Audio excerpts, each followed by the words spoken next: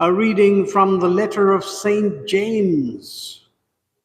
Dearest brothers and sisters, all good giving and every perfect gift is from above, coming down from the Father of lights, with whom there is no alteration or shadow caused by change.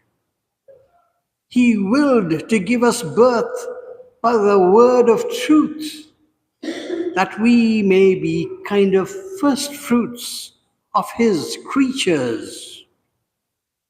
Humbly welcome the word that has been planted in you and is able to save your souls. Be doers of the word and not hearers only, deluding yourselves. Religion that is pure and undefiled before God and the Father is this: to care for orphans and widows in their affliction, and to keep oneself unstained by the world. The word of the Lord.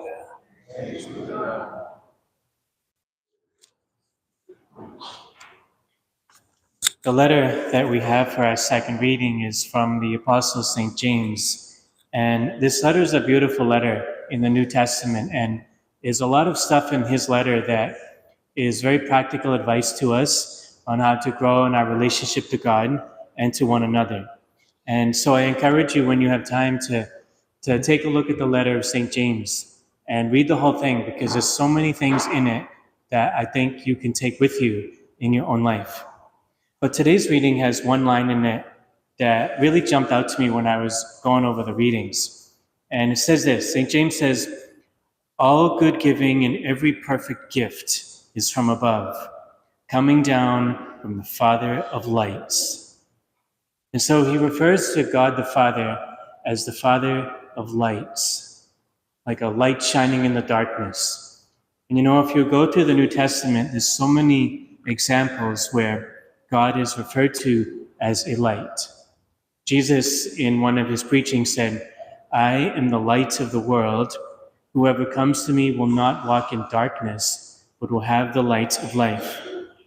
In the book of Revelation, which is the last book in the Bible, it refers to the Lamb of God, Jesus, as the light of God's holy people in heaven. St. John the Evangelist says somewhere, "God is light, and in him there is no darkness." And then the apostles, Peter and Paul, they also talk about this imagery of God as light. St. Peter said, "God has called you out of darkness into his own marvelous light." And St. Paul said, "God has delivered us from the dominion of darkness and transferred us to the kingdom of his beloved Son." So we have this imagery of God and Jesus being the light.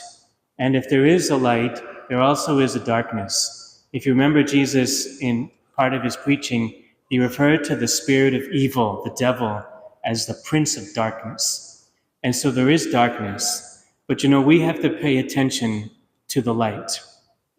And this light of God is not only a light that we can see with our eyes. It's part of that, because if you remember, in the story of creation, God said, "Let there be light," and he created light.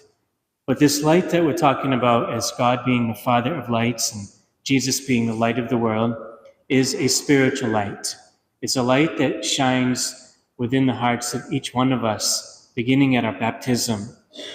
And we need to pay attention to this light of God, because if we don't, the darkness is waiting to overcome us. Several weeks ago, I was watching a number of the athletes who are taking part in the Olympics, and I loved watching the swimming. That was my favorite thing to watch. And my favorite thing was the relay swimming, when they would swim as a team. And every time I saw a competition, I don't know why, but at the end of the competition, I would start to feel kind of emotional. I would start to think about the the great effort that they put into their training and their competition, the self-sacrifice and the overcoming adversity. I just think that's an awesome human quality. When you go through something really hard and you put your heart and soul into it and somehow you persevere. I think that's an important thing for all of us to be involved in. But I was watching one of the swimming things, and there's a lot of things that happened that the athletes did during the competitions that I want to share with you. So we had one swimmer named Katie Ledecky, and she's one of the best swimmers in the world.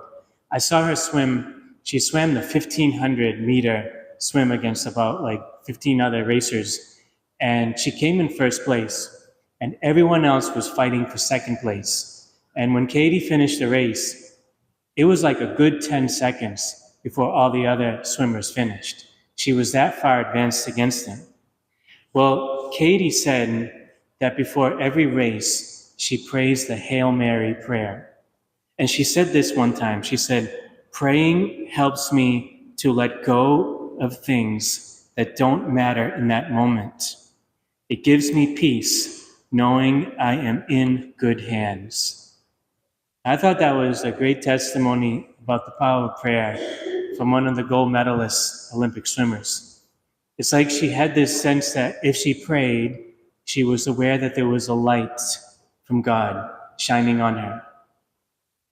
Then there was one of the women who did the gymnastics, the champion, Rebecca Andrade from Brazil. She won the gold medal. I don't know if you remember the award ceremony. She had received the gold medal, and the silver medalist was Simone Biles, and the bronze medalist was Jordan Giles. And when they all were given their medals, Simone Biles and Jordan Giles bowed down before Rebecca Andrade, the gold medalist. It was their way of paying homage to someone who did better than they did. And I thought that was awesome because I was thinking about, imagine being in heaven one day, and you're in heaven, but you see St. Peter, or you see St. Therese, or you see the Blessed Mother Mary, and you bow down before them because you recognize how much better they were than you in living God's will, but you're in heaven with them too. I just thought that ceremony was really cool. But Rebecca Andrade, who was an awesome gymnastic performer, she had something powerful to say after this. She said she prayed, and she said she did not pray to God to win the gold medal. She said this, I went through everything I had to go through. I worked, I sweated, I cried, I tried hard. I laughed, I had fun, I traveled. God was always there blessing me, protecting me, and feeling proud of me, knowing that his servant was always giving her very best. I think that's awesome. That could be something someone said about their life's journey. They come to the end and they start saying, I worked, I sweated, I cried, I tried so hard in my life. And God was always there blessing me and protecting me, feeling proud of me, knowing that his servant was always giving his or her very best. There was one other Olympic star that I have to share this with you because this was so powerful. This sense of God being the light, guiding and protecting us. This was Andrea Spendolini Sirex. She was a young woman from Great Britain, and she was one of the divers. You know, they dive off the diving board and they do all these stunts in the air, and the goal is to land in the water without making a splash. If you can do that, you're the best. And Andrea Spendolini Sirex, she did a really good job, but she did not come in first place. In fact, she came in overall in sixth place.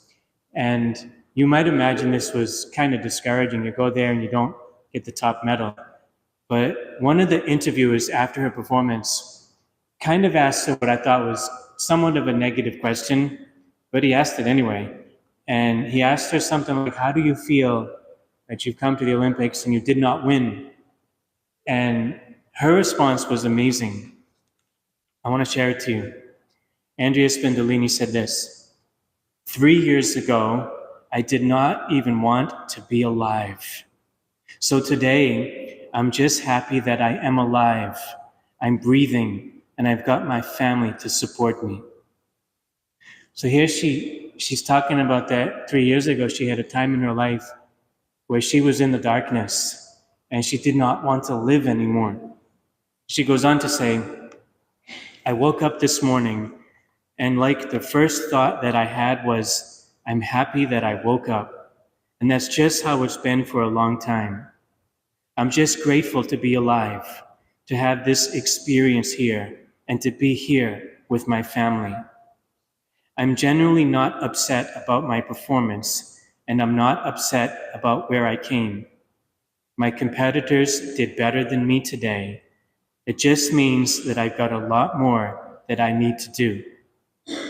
This is in the moment where she's lost, and she's talking about this tough time she went through, and she starts to tell about what it was like for her when she was in the darkness, when she did not want to be alive. She said this, it was a really scary time for myself. You can imagine what it must have been like for her to not want to be alive, to wake up every day feeling that her life had lost all its value, to have no hope, and to feel the darkness around her. It must have been terrifying. She said it was a really scary time for myself. So that's why I treasure every morning, because it's like my eyes have woken up. This is a journey where she's gone from the darkness that she lived through and is now seeing the light.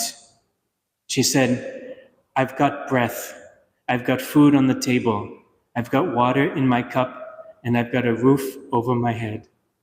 So sometimes, the Olympic medal is not everything. We've got other things, so we really should be more thankful. And those are the things that we unfortunately take for granted. And the last line she said in this interview is so powerful. She says, remember, this is in the moment, the dramatic moment where she competed so hard and she lost. She says, I'm so happy to be here, to be at the Olympic Games. It's been a really long year, and it doesn't take away from my accomplishments. Just missing out on one medal does not change who I am.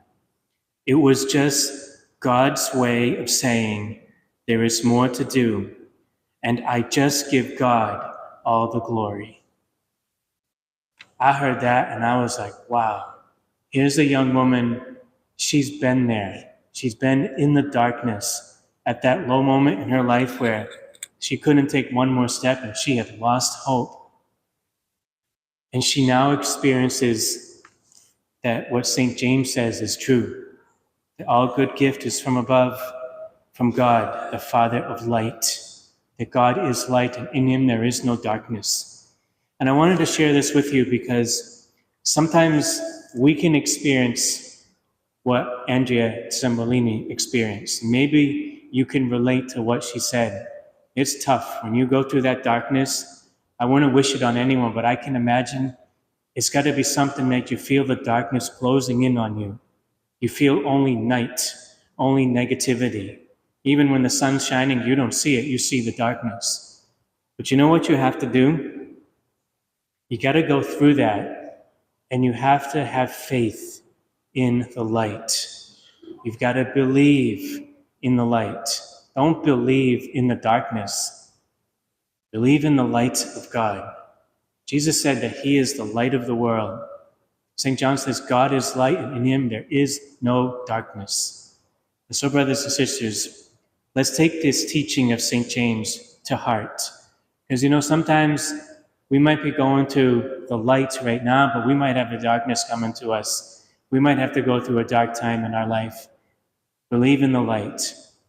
And I want to say something else. All of these athletes show to us the importance, faith and of prayer. Faith and prayer help them to believe that the light of God was right there, was very close to them always. And it's there for you too. The light of God in Jesus is real. And so, brothers and sisters, let us each day have our faith in the light of God and pray. Because when we pray each day, even if our prayer is just the Hail Mary prayer or the sign of the cross, that opens our heart and our mind to the light of Jesus.